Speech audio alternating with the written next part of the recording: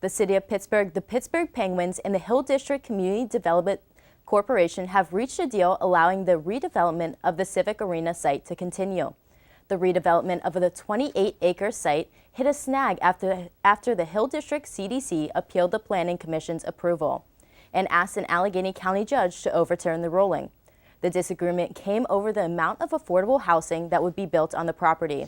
As part of the agreement, the city will work to form an affordable housing committee.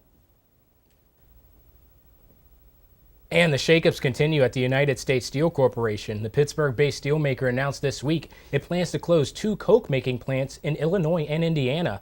The closures, they will affect over 500 employees and come just 2 weeks after U.S. Steel announced it would close 2 other plants that would affect over 700 employees. U.S. Steel has called all the changes and restructuring the Carnegie way as it strives to reach profitability. And there's a new luxury hotel on the block. The 248-room Hotel Monaco opened on Wednesday in the former James Reed building on William Penn Place. The hotel is operated by San Francisco-based Kimpton, whose hotels are renowned for their luxury. What's got Pittsburghers talking is the Hotel Monaco sits right next door to another Pittsburgh luxury hotel, the William Penn. Monaco is the first hotel to be in direct next-door competition with the William Penn Hotel in a century. With Pittsburgh's hotel industry booming, the Monaco is the first of 5 new hotels slated to open in the downtown region. And the Commonwealth of Pennsylvania has a new chief executive. Tom Wolf was sworn in as the 47th governor of Pennsylvania in a ceremony at the state capitol earlier this week. Wolf, a native of York County, became the first person to defeat an incumbent governor in half a century. Governor Wolf stressed that the state's fiscal issues are his top concern. Governor Wolf has nominated all of Governor Wolf's 28 cabinet posts have actually been filled. 11 of them, however, they served under former Governor Ed Rendell. The posts that still require state and House Senate approval. So, James, over the winter break, the Point Park Police and members of the rugby team jumped into the Monongahela for the polar plunge. Yeah. Could you ever imagine doing that? Never in my life. No. Never. Too cold. Aubrey Hankin, she has the story.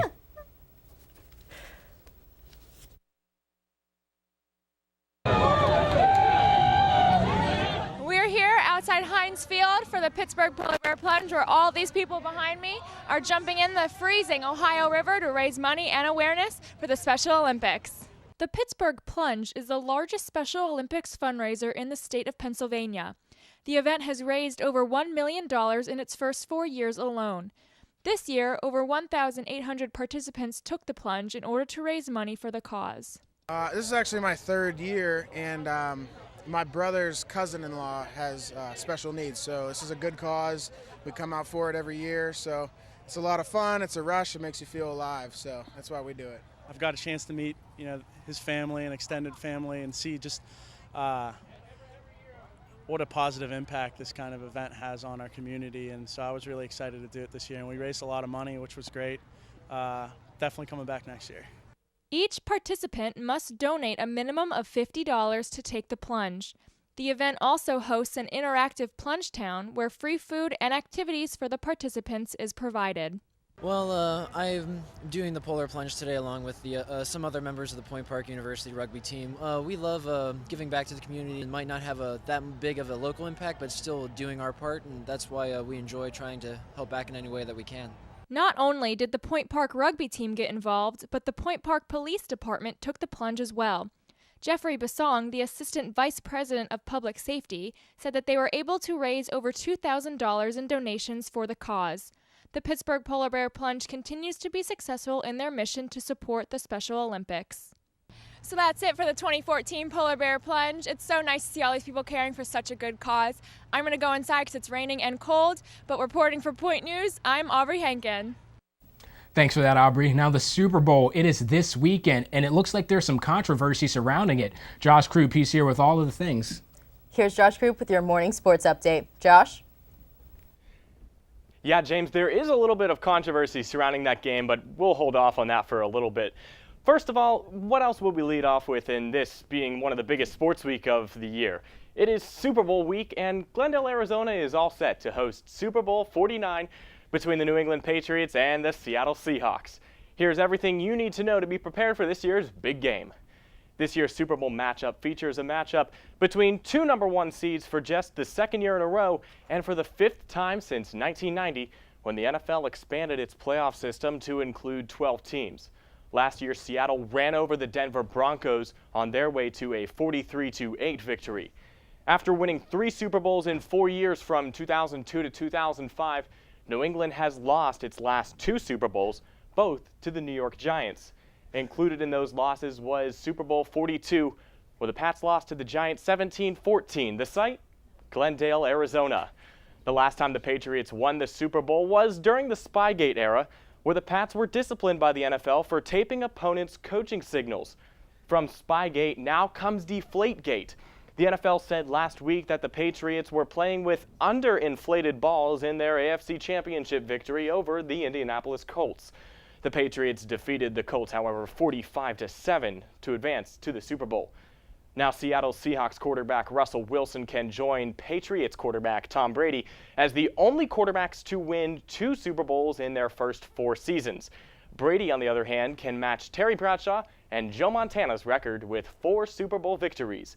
Super Bowl 49 kicks off from University of Phoenix Stadium Sunday at 6:30 on NBC. Elsewhere in the sports world, Major League Baseball is experimenting with a pitch clock in the minor leagues this season in an attempt to speed up games. Other proposals to speed up games include shortening inning breaks and limiting batters on when they can exit the batter's box throughout plate appearances.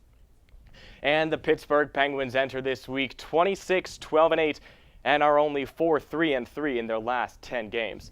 The Pens have lost 4 in a row dating back to January 16th. They host the Winnipeg Jets Tuesday before going on the road to take on the Washington Capitals Wednesday and New Jersey Devils Friday. Now that's everything I have for sports this week. James, Alex, back to you at the desk. Thanks, Josh. Coming up on Daybreak, Pittsburgh is working to become one of the greenest cities in the nation. Find out what Point Park is doing to help. And we all know it is cold outside, and unfortunately, it doesn't look like it'll be getting any better anytime soon.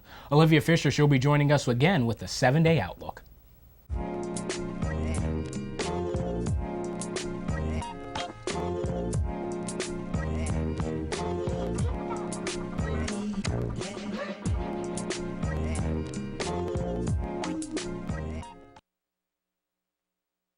Here at the Pioneers sideline, we get freshmen involved as quickly as possible so they get the real-world experience on air and behind the scenes to set themselves apart in internships and potential jobs.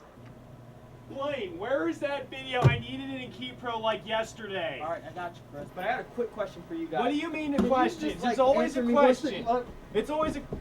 What? Where is he? Blaine! Blaine! Blaine! Freshman, you can't find any good ones anymore. Do you know all the things you can do with your student ID?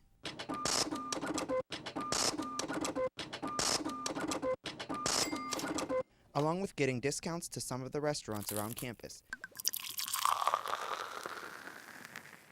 Showing your Point Park ID can net you deals on tickets at theaters in the Cultural District. To check out all the current options, just search Student Discounts on the Point Park University homepage. An expression, a belief, a symbol, freedom to worship, an unspoken word. To express yourself means standing up for what you believe in. There's a freedom to worship and freedom to live. To speak never saying a word, to love, to let your voice be heard.